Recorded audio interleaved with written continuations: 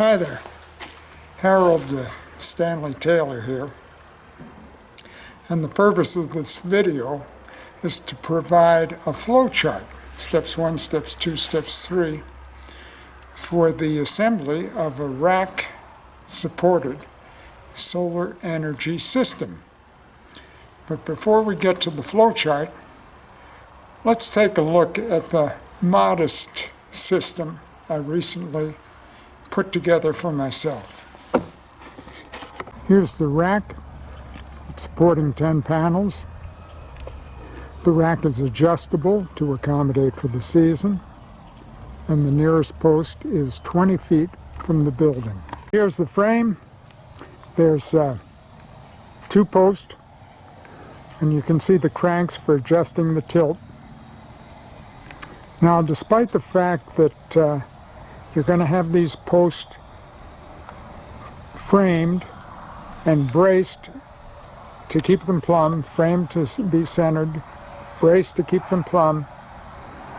When the force of that concrete hits the post, it's going to knock them out of plumb. So you want to have good men pouring the concrete.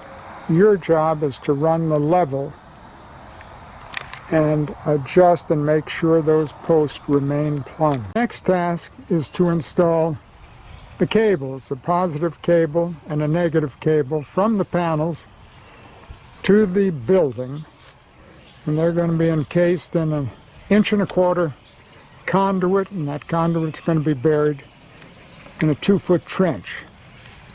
And when you get that to the building, you're done.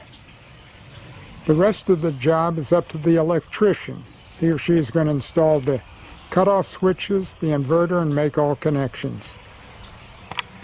And here's the inverter.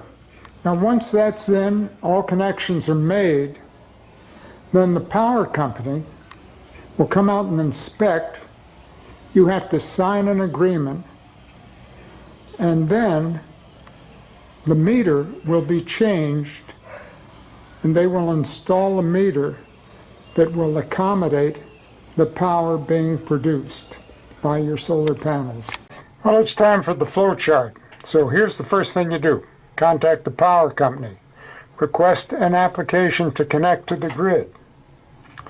When you get that application, it's going to request that you provide documentation that the inverter you've chosen meets these very specific standards and codes. They're also going to request a line diagram. So let's not forget about the 30% tax credit on material and labor. Save your receipts. Do you need batteries? Well, as a general rule, if you plan to be on the grid, you do not need batteries.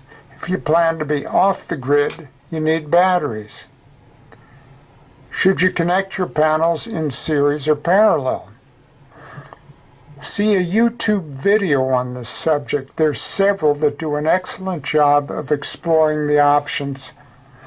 My panels are connected in series. As of yet, you have not bought a thing. Our next task is to identify the solar panels you intend to purchase, the rack you intend to purchase, and the inverter you intend to purchase. So the solar panels provider, in order to determine the number of panels needed, must know the average usage. So have your power bill on hand. Also, you need enough panels to fill the rack. The inverter must meet the power company application requirements, those very specific standards and codes we talked of earlier.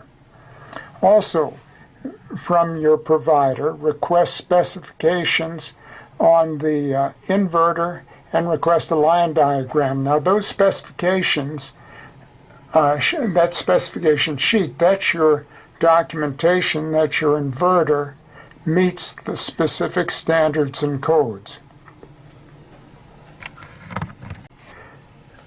You're ready to submit your application. Include the inverter specifications and the line diagram.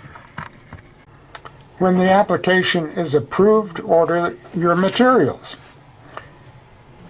Install the rack post according to the specifications. Now keep this in mind, have experienced folks doing the pour. Your task is to monitor each post and make sure it's plumb throughout the pour. Let the concrete sit for a couple of days, then attach the frame and panels. This requires 2 people. After the 2-foot trench is dug, you need to bury the conduit and case cables. So you've got 2 cables, they're each 40 feet long, one's positive, one's negative. Run those through the longest piece of conduit, then slide the elbows and the shorter pieces over the cables and hold them in place with cement. On the panel end of the configuration of your cables, or excuse me, of your conduit, you're going to cap it off with an outlet hub, which prevents rain and snow from getting down into the conduit. Then connect the panels in series or parallel based on the recommendation from the inverter provider. The electrician installs the cutoff switch or switches, the inverter, and completes all connections. Now, contact the power company.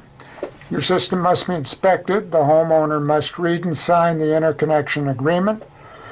And a new meter must be installed. That new meter will give you credit for the energy your panels produce, and you're done.